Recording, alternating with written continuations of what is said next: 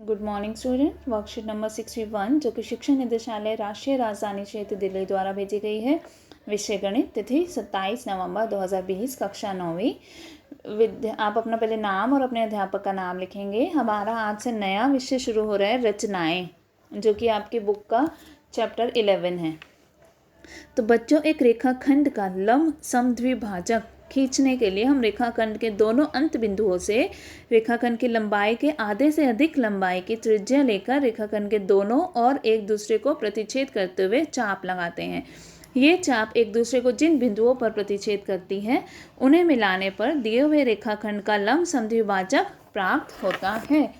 एक रेखाखंड का लंब समद्विभाजक कैसे बनाते हैं कि एक रेखाखंड खींची हमने सबसे पहले ए और बी जैसे खींची, आधे से ज़्यादा अगर हमें लगता है आधा यहाँ तक है तो इससे ज़्यादा प्रकार को खोलेंगे। प्रकार को आधे से ज़्यादा खोला, ए पे रखेंगे, ऊपर एक बड़ी सी चाप, नीचे एक बड़ी सी चाप, वैसे बी पे रखेंगे प्रकार को, उतने खुले हुए को और चाप लगा लेंगे। फिर वो दोनों चापों को हम स्केल से जब जोड़ेंगे तो वो क्या बन जाएगा, उसका लंब समद्विभाजक बन जाता है। तो रेखाखंड का लंब समद्विभाजक कैसे खींचते हैं, ऐसे, ठीक है। तो एक रेखाखंड का लंब समद्विभाजक रेखा को दो बराबर लंबाई के भागों में विभाजित करता है। दो बराबर लंबाई के भागों में विभाजित कर देगा, उसको एकदम आधे से वो बांट देता है और उस रेखाखंड पर वो लंब होता है। 90 डिग्री का कोण बना रहा होता है। आइए एक उदाहरण से समझते हैं इसे कि एक रेखाखंड हमने खींची 9.5 सेंटीमीटर की रेखाखंड खींची ए बी, ठीक है। अब उसका लंब समद्विभाजक बनाना है। तो एक रेखाखंड ए बी 9.5 सेंटीमीटर खींचिए। ए और बी को केंद्र मानकर और 9.5 सेंटीमीटर के आधे से अधिक त्रिज्या लेकर ए बी के दोनों तरफ चाप लगाइए जो एक दूसरे को परस्पर बिंदु सी और डी पर प्रतिच्छेद करती है। फिर बिंदुओं सी और डी को मिलाइए। सी डी रेखाखंड ए बी का लंब समद्विभाजक है। तो ए बी के आधे से ज़्यादा हम प्रकार को खोलेंगे, ए पर रखकर एक चाप लगाएंगे और नीचे और एक बार ऊपर नीचे दोनों तरफ लगाओगे। फिर बी पर रखकर ऊपर और नीचे आँख लगा दोगे। जो वो कट रही हैं दोनों चापे, वो क्या है, सी हो जाएगा, एक डी हो जाएगा। फिर स्केल से उसको मिला दोगे तो जहाँ वो पास हो रही है उसको हमने नाम दे दिया ओ, ठीक है। तो वो ओ हो गया। और ये जो रेखा सी डी रेखा हो गई, वो क्या है, इसका लंब समद्विभाजक। उसने ए बी को दो बराबर हिस्सों में बांट दिया, जितना ये है उतना ही ये, और यहाँ पे ये 90 डिग्री का कोण बना रही है। तो बच्चों, आप जानते हैं कि एक त्रिभुज की तीन भुजाएं व तीन कोण होते हैं। आपको पता है ना, तीन भुजाएं तीन कोण होते हैं। तो एक त्रिभुज की रचना करने के लिए हमें उसके निम्नलिखित माप समूहों में से कोई एक पता होना चाहिए। क्या पता होना चाहिए, तीन भुजाएं। तो हमें तीन भुजाएं पता है, हम तब त्रिभुज बना सकते हैं। दो भुजाएं और उनके बीच का कोण पता है, हम तब भी बना सकते हैं। दो कोण और उनके बीच की भुजा अगर हमें पता है, या समकोण त्रिभुज के लिए कर्ण और एक भुजा पता है, तब हम इसमें त्रिभुज बना सकते हैं। तो यहाँ पे ये पहला क्या आ रहा है, एस एस एस हो रहा है, प्रॉपर्टी एस एस एस। और यहाँ पे दो भुजाएं मीन्स एस ए एस पता है, अगर हमें साइड एंगल साइड पता है, और इसमें A S A angle side angle पता है, तब हम बना सकते हैं। और जो तीसरी वाली है वो आर एच एस, समकोण पता है, कर्ण पता है और एक भुजा पता है, तो हम त्रिभुज बना सकते हैं।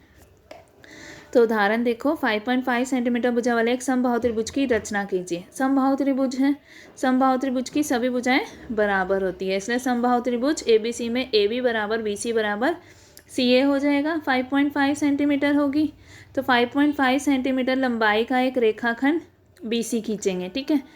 तो B और C को केंद्र मानकर 5.5 सेंटीमीटर त्रिज्या की दो चाप खींचिए जो परस्पर एक बिंदु को ए पर प्रतिच्छेद करती हैं। बिंदु ए और बिंदु बी से बिंदु ए को बिंदु सी से मिलाएंगे। पहले बिंदु ए को बी से, फिर बी ए को सी से मिलाएं। इस प्रकार ABC त्रिभुज हमें प्राप्त हो जाएगा। तो जैसे हमने क्या करेंगे, सारी भुजाएं 5.5 है, तो हमने पहले BC बना ली, खींच ली स्केल और पेंसिल से 5.5।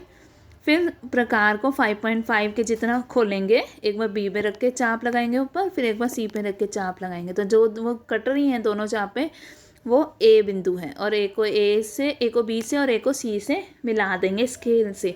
तो पेंसिल, स्केल और प्रकार से ही हम ये बनाएंगे। पेन से कोई भी आकृति नहीं बनाएगा, रचना पेन से नहीं होती है, पेंसिल, स्केल और प्रकार से ही होगी। और जो चाप लगाएंगे वो हम बड़ी सी चाप लगाएंगे ताकि वो एक दूसरे से कट जाए। कई बार होता है अगर छोटी चाप लगाते हैं तो वो कट नहीं पाती है, तो बड़ी बड़ी चाप लगाएंगे तो आराम से कट जाएगी। एक त्रिभुज पी क्यू आर की रचना कीजिए जब दिया है पी क्यू क्यू आर और पी आर ये है 4, 3.5, 4। यह किस प्रकार का त्रिभुज है? तो अब इसमें हमें क्या करना है, पहले हम क्यू आर बना लेते हैं। क्यू आर हमने खींचा 3.5, ठीक है। अब हमें बनाना है एक रफ डायग्राम। अगर आप बनाओगे पी क्यू आर 3.5, 4 और ये 4 है, तो 3.5 हम बना चुके हैं, 4 और 4 ऊपर बनाना है। तो प्रकार को 4 सेंटीमीटर खोलोगे, क्यू पे रखकर ऊपर एक चाप लगाओगे बड़ी सी, फिर आर पर रखकर वही प्रकार बिना बंद खोले 4 सेंटीमीटर जितना ही खोले चाप लगा दोगे। वो जहाँ चाप कट रही है वो बिंदु हो जाएगा हमारा पी। फिर स्केल से इसको मिला दोगे, ठीक है, और लिखेंगे पूरा 4 सेंटीमीटर 4 सेंटीमीटर। ये त्रिभुज कौन सा त्रिभुज है? समद्विबाहु त्रिभुज होगा ये, क्योंकि इसकी 2 भुजाएं बराबर है ना। यहाँ लिखा है ना किस प्रकार का त्रिभुज है। और क्वेश्चन नंबर 2, 10.3 सेंटीमीटर लंबाई एक रेखाखंड खींचकर उसका लंब समद्विभाजक खींचिए। अब एक 10.3 वाली लंबाई की रेखाखंड खींचिए, तो एक रेखाखंड खींचोगे स्केल से कि ए बी 10.3 की। फिर प्रकार को इसके आधे से ज़्यादा खोलकर एक बार ए पे रख के ऊपर और नीचे चाप लगा दोगे, फिर बी पर रखकर ऊपर और नीचे चाप लगा दोगे। ये बिंदु जैसे सी हो गया और ये डी हो गया, और स्केल से दोनों को मिला दोगे। और जहाँ ये कट कर रही है उसको नाम दे दिया ओ। तो ये हो गया इसका लंब समद्विभाजक। फिर 4.3 थर्ड क्वेश्चन, 4.3 सेंटीमीटर भुजा वाले एक समबाहु त्रिभुज की रचना कीजिए। एक समबाहु त्रिभुज बनाना है, तो स्केल से 4.3 सेंटीमीटर वाली एक रेखा खींची, एल और एम नाम दे दिया, ठीक है। अब प्रकार को 4.3 जितना ओपन करोगे, एल पे रख के ऊपर बड़ी सी चाप, फिर एम पर रखकर चाप लगा दोगे बड़ी सी, वो बिंदु हो गया एन। तो उसको मिला दोगे स्केल से, एन को एल से, एन को एम से।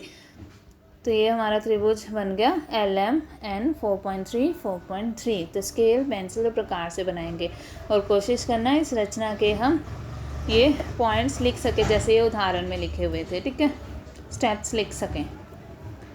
कोई भी दिक्कत हो सब